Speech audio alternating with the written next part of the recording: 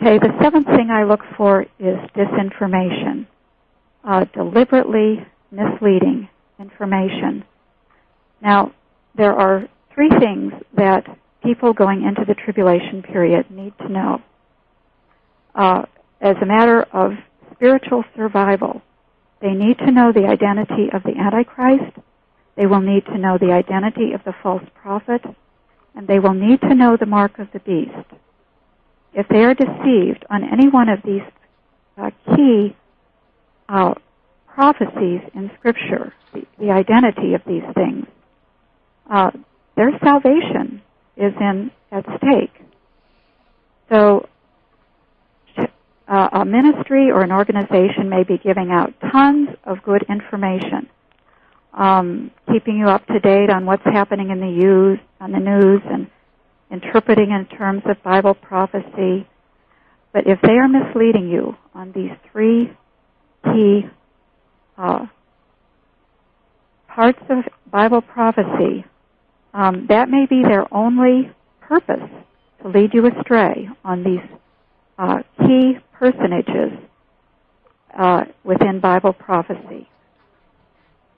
And the last thing I look for is agitation propaganda. Agitation propaganda is any form of media that tries to influence opinion for political or other ends.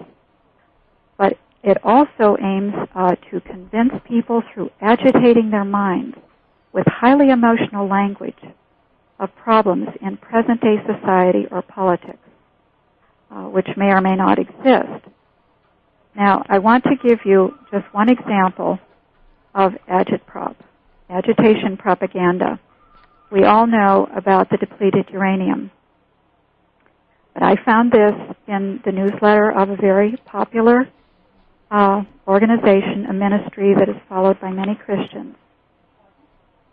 If American families of returning veterans ever understood that Bush and Rumsfeld deliberately sent their sons, husbands, fathers, and daughters to die in depleted uranium-infested battlefield areas, millions of marchers would descend upon Washington, D.C., demanding the scalp of every government leader who had a hand in this debacle.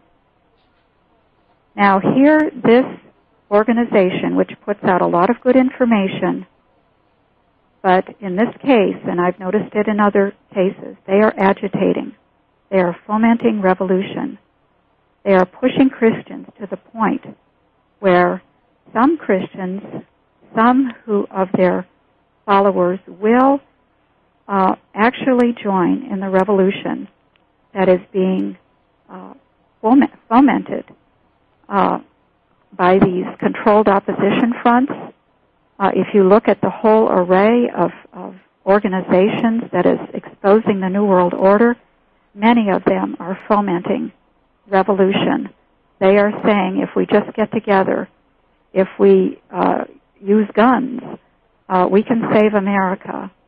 And this is a totally anti-Christian idea. This is just what the power elites at the top want. They want the Christians to take part in a revolution so that then they can use our names, which are, of course, databased by now. They can round up the Christians, and they will have a legal reason for putting Christians to death, and we would be playing right into their hands.